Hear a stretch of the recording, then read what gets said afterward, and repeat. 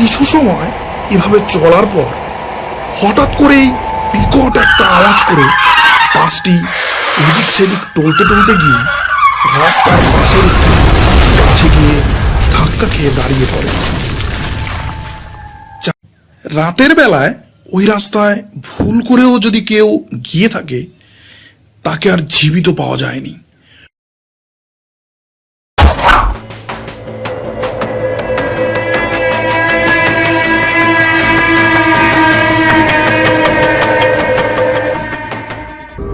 এই জঙ্গলের ঢোকার মুখেই দেখতে পাওয়া যায় রেঞ্জার অফিস। এই অফিসেই কয়েকজন বনকর্মী থাকেন। তারাই এই জঙ্গলের পাহারা দেওয়ার জন্য নিযুক্ত আছেন।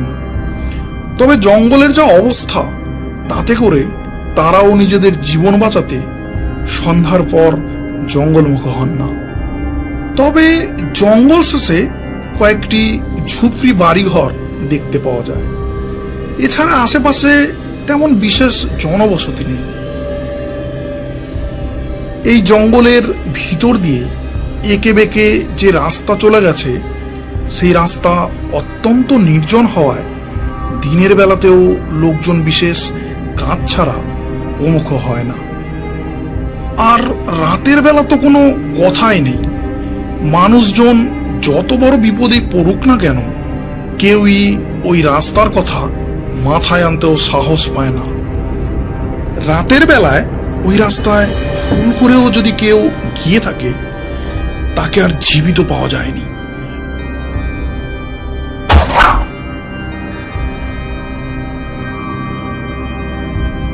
পরের দিন তার অর্ধ খাওয়া রক্তমাখা মৃতদেহ কোনো গাছের তলায় পড়ে থাকতে দেখা গেছে। তবে লাশটি দেখে বোঝার উপায় থাকে না সেই ব্যক্তি কে ছিলেন। আর মৃতদেহটির পরিস্থিতি দেখে মনে হতো তাকে খুব কষ্ট দিয়ে মারা হয়েছে। আর আর এভাবে কোনো ব্যক্তিকে মারা কোনো মানুষের পক্ষে সম্ভব নয়। এই সব দেখে আশেপাশের মানুষজন তো বটেই, বনকর্মীদের মধ্যেও একটা আতঙ্কের পরিবেশ সৃষ্টি হয়। ধীরে ধীরে ওই রাস্তা দিয়ে দিনের বেলাতেও লোকজন যাওয়া প্রায় বন্ধ করে দেয়। এরই মধ্যে হঠাৎ করেই ঘটে যায় একটা মর্মান্তিক ঘটনা, যা দেখে সমস্ত লোকজন এতটাই ভয়ে ভীত হয়ে পড়ে যে ওই জঙ্গলের নাম শুনলেও সবার বুক যেন কেঁপে উঠত। একদিন একটি বিয়ে বাড়ির লোকজন সহ বাস ওই রাস্তা দিয়ে যায়। তারা যখন জঙ্গলে প্রবেশ করবে তখন প্রায় সন্ধে হব হব করছে। জঙ্গলে ঢোকার মুখে যে রেঞ্জার অফিস আছে সেখানে একটি চেকপোস্ট আছে। সেই চেকপোস্টের কাছে গাড়িটিকে দাঁড় করানো হয়। ড্রাইভার ও আরো দু একজন নিচে নেমে আসে। তখন বনকর্মীদের মধ্যে একজন বলে ওঠে, আপনারা কোথায় যাচ্ছেন? এদিকের রাস্তাটা তো ভালো নয়। স্যার, আমরা সেটা জানি, কিন্তু এখনো যা সময় আছে অন্ধকার হওয়ার আগেই আমরা এই জঙ্গল অতিক্রম করে যাব। বন বিভাগের কর্মীরা তাদের অনেক বোঝানোর চেষ্টা করে, কিন্তু তাতে তেমন বিশেষ কাজ হয় না। তখন ড্রাইভার ও অন্যান্য লোকজন বলে, এখনো অন্ধকার হতে কিছুটা সময় বাকি, তার উপর আমরা অনেক লোকজনও আছি, সে তো ভয় পাওয়ার কোনো কারণ নেই। এরপর সেই বাসটি কারো কথা না শুনে জঙ্গলের পথে চলতে থাকে।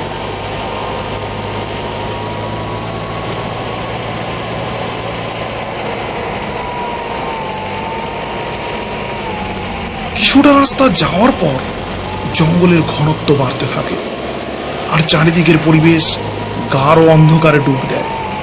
পরিবেশের এমন থমথমে ভাব তৈরি হয় যে বাসের ড্রাইভার সহ সমস্ত যাত্রীরা এবার মনে মনে একটু ভয় পেতে থাকে। তারাও বুঝতে পারে বন বিভাগের কর্মীদের কথা না শুনে তারা খুব ভুল করেছে। বন বিভাগের কর্মীদের কথা শুনে তারা যদি ঘুর পথে যেত তাহলে হয়তো ভালো হতো। এরপর বাসের মধ্যে থাকা সমস্ত লোকজন আলোচনা করে ঠিক করে বাসের ভিতরে থাকা সমস্ত আলো তারা বন্ধ করে দেয়। আর কেউ কোনো কথা বলে না, সবাই চুপ করে প্রহর গুনতে থাকে কখন তারা এই জঙ্গল পার হবে। বাসটির ড্রাইভারও জঙ্গলের পরিবেশ আন্দাজ করতে পেরে অত্যন্ত জোরে বাস চালাতে থাকে। অন্ধকারের বুক চিরে বাসটি দুটো হেডলাইট জ্বালিয়ে ছুটতে থাকে।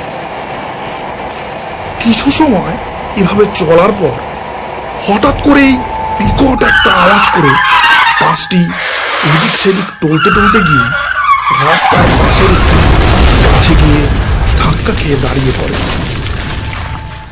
চারিদিকে জঙ্গলে ঘেরা এই গাঢ় অন্ধকারের মধ্যে ভয়ার্ত মনের মানুষগুলির মনের মধ্যে যেন আরো জোরে থপ করে উঠল।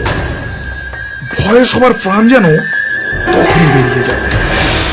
কেউ যেন এমন একটা ঘটনার কথা কল্পনাও করতে পারেনি। কিছু সময় চারপাশ ও বাসের ভেতরটা একেবারে নীরবতা গ্রাস করে। অন্ধকারে বাসের মধ্যে বসে থেকে কেউ কারো মুখ পর্যন্ত দেখতে পারছে না। সবাই যেন ভয়ে মূর্তির মতো স্তব্ধ হয়ে গেছে। এই বুঝি কিছু একটা বড় অঘটন ঘটে যাবে, এই চিন্তায় সবাই চুপ করে নীরবে প্রহর গুনছে। এভাবে কয়েক মিনিট কাটার পর হঠাৎ করেই কারো আওয়াজে সবার যেন হুঁশ ফিরে এলো। সবাই যেন হঠাৎ করেই চমকে উঠল। দুই একজন ছেলেরা নিচে নামো, দেখা যাক কি হয়েছে। মনে হচ্ছে চাকায় কিছু একটা হয়েছে। এরপর সাহস করে সেই অন্ধকারে দু একজন ও ড্রাইভার নিচে নেমে দেখে চাকায় অনেকগুলি পেরেক জাতীয় কিছু একটা ঢুকেছে। ড্রাইভার সেটি দেখে কিছু একটা আন্দাজ করতে পারে। তারপর সে সবাইকে বলে ওঠে, সবাই সবাই তাড়াতাড়ি বাসের ভিতর গিয়ে বসো, ভিতরে গিয়ে দরজা বন্ধ করে দাও। এরপরই জঙ্গলের বিভিন্ন জায়গা থেকে বেশ কয়েকটা আলো দেখতে পাওয়া যায়। তারপর কি যে ঘটে সেটা আর কেউ জানে না। জঙ্গলে থাকা সেই বন দপ্তরের কর্মীরা রাতের বেলায় শুধু অনেক লোকজনের আর্তনাদ ও আর্তচিৎকারের আওয়াজ শুনতে পায়। তারা সেই ভয়ানক আর্তচিৎকারের আওয়াজ শুনে আঁতকে ওঠে। তারা এতক্ষণ যে ভয়ের জন্য অপেক্ষা করছিল সেটাই যেন ঘটে গেল। কিন্তু কেউই তাদের সাহায্য করার জন্য এগিয়ে যেতে সাহস পেল না। বন দপ্তরের কর্মীরা সেই রাতেই তাদের উচ্চপদস্থ অফিসারদের সমস্ত ঘটনা খুলে বলে। সেই রাতে আর কোনো ব্যবস্থা হলো না। বন দপ্তরের কর্মীদেরও সারা রাত ঘুম হলো না। কালকের সকালের ভয়ানক দৃশ্য যে কতটা ভয়ঙ্কর হতে পারে সেটা ভেবেই তাদের মন আঁতকে উঠতে লাগলো। আর রাতের প্রহর গুনতে থাকলো কখন সকাল হয়। সকাল হলো, পরপর দুটো গাড়ি এসে অফিসের সামনে দাঁড়ালো। দুটো গাড়িতেই দু একজন করে বনকর্মী। সঙ্গে সঙ্গে এই অফিসের কর্মীরাও গাড়িতে চড়ে বসলো। তাদের গাড়িও ছুটতে লাগলো সেই অজানা আতঙ্কিত ভয়ানক পরিবেশ দেখার উদ্দেশ্যে। সবার মনের মধ্যেই চাপা একটা উত্তেজনা ও ভয়ের ছাপ স্পষ্ট।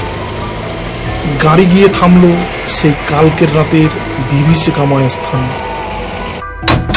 সেখানে গিয়ে তারা প্রথমেই দেখলো বাসটি সেখানে পড়ে রয়েছে, কিন্তু ভিতরে কোনো লোকজন নেই। এটা দেখে সবাই প্রথমে অত্যন্ত অবাক হয়ে যায়। তারপর একজন অফিসার বলেন, তোমরা দুজন দুজন করে দলে ভাগ হয়ে আশেপাশে তল্লাশি করতে থাকো। এরপরই সবাই যে দৃশ্য দেখতে পায় তাতে সবাই অত্যন্ত ভয় পেয়ে যায়। তারা দেখে জঙ্গলের মধ্যে এখানে ওখানে ছড়িয়ে ছিটিয়ে রয়েছে সমস্ত মানুষের বিকৃত লাশ। তাদের মাংস কারা যেন খুবলে খুবলে খেয়েছে। কারো হাত নেই তো কারো পা নেই, আবার কারো শরীরের বিভিন্ন স্থানে মাংসের চিহ্ন মাত্র নেই। মৃতদেহগুলি পোস্টমর্টম করতে পাঠিয়ে সবাই আবার অফিসে ফিরে আসে। এর কয়েকদিন পরেই ওই অফিসে একজন অফিসারকে নিযুক্ত করা হয়, কিন্তু কিছুদিন পর রহস্যজনকভাবে তিনিও নিখোঁজ হয়ে যান। নিখোঁজ হওয়ার রাতে বন দপ্তরের কর্মীরা রাতের বেলায় একটা আর্তচিৎকার শুনতে পেয়েছিল। এর কয়েকদিন পর জঙ্গলের একটি জায়গা থেকে অর্ধগলা পচা দেহ উদ্ধার করা হয়। এই ঘটনার পর বন দপ্তরের অফিসাররা একটু নড়ে চড়ে বসে। তারা একজন সাহসী ও বিচক্ষণ অফিসারকে এই রহস্য উদ্ঘাটন করার জন্য নিযুক্ত করে। তিনি প্রথম দিনই অফিসে এসে দেখেন সেখানকার থানার পুলিশ অফিসার আগে থেকে এসে অফিসে বসে আছে। তার মুখেও ভয়ের ছাপ স্পষ্ট। তিনি প্রথমে তার পরিচয় দেন, তারপর বলেন, আমি অনেক ভয়ে রয়েছি, কারণ আমার কাছে একটা চিঠি আছে। তাছাড়া উপর মহল থেকেও প্রচুর চাপ আছে। বলে তিনি একটা চিঠি অফিসারের দিকে এগিয়ে দেন। সেখানে লেখা ছিল এমন, যদি বাঁচতে চাস তাহলে আমাদের ধরার বৃথা চেষ্টা করিস না, আর নতুন যে অফিসার আসছে তাকেও সাবধান করে দিস, তা না হলে আগের অফিসারের মতো একেও প্রাণ হারাতে হবে। ইতি কাল্লু। চিঠি পড়ে সেই নতুন অফিসার একেবারে থ হয়ে গেল। তিনি বলে উঠলেন, আপনারা যেহেতু জানেন এটা কোনো ভৌতিক ব্যাপার নয়, তাহলে ওদের উপর জোরালো অ্যাকশন নিচ্ছেন না কেন? আমরা এর আগে অনেক চেষ্টা করেছি। আমাদের একজন অফিসারও বেঘরে প্রাণ হারিয়েছে। আমাদের কাছে এর আগেও চিঠি এসেছে। এই ভয়ে আমরা আর মুখ খুলিনি।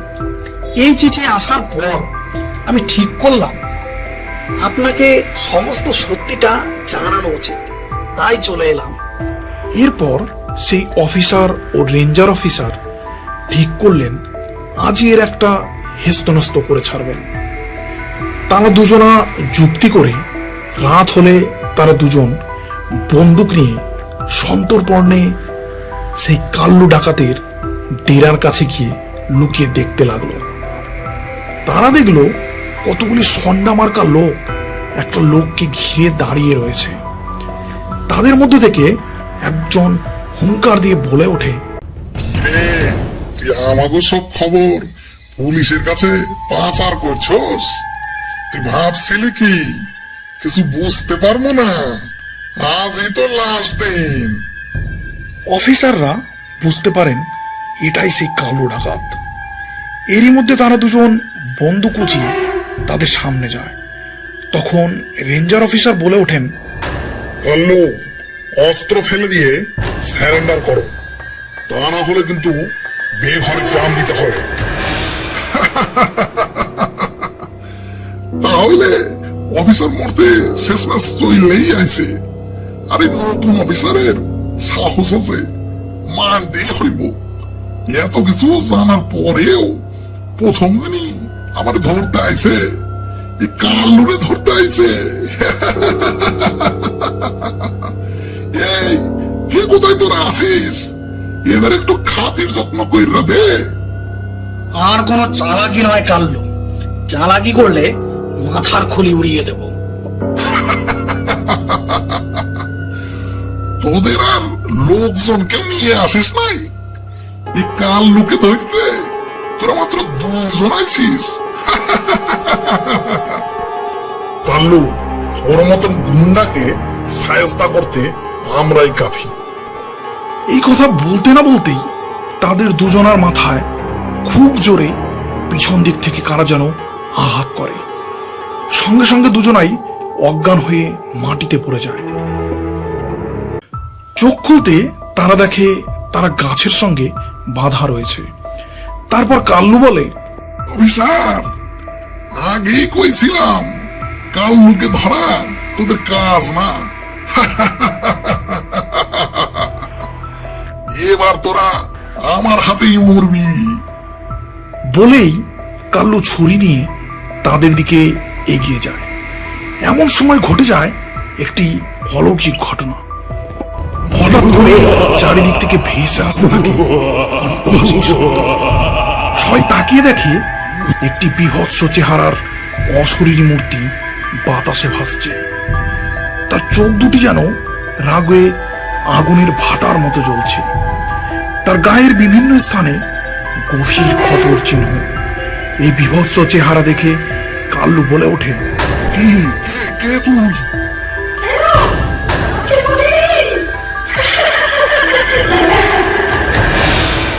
কিছুদিন আগেই তো আমাকে মেরে তোর বিভৎস যন্ত্রণা আমার মৃত শরীরটাকে খাইয়ে দিলি।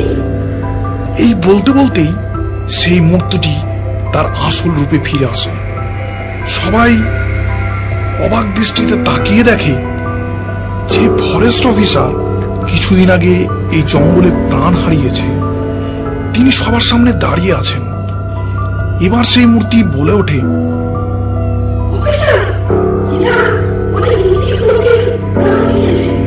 তারপর বনের শিয়ালগুলোকে প্রাণের মৃতদেহটাকে খাইয়ে দিয়েছে, যাতে কেউ বুঝতে না পারে আসলে তাদের কি হয়েছে। কারণ আজই তোদের সমস্ত খেলা শেষ। এরপরে দুটি হাত এগিয়ে আসতে থাকে সেই ডাকাতগুলির থেকে। আর চারিদিকে রাতের অন্ধকার ভেদ করে মানুষের অট্টচিৎকার ভেসে আসতে থাকে। আর ভেসে আসতে থাকে অট্টহাসির শব্দ।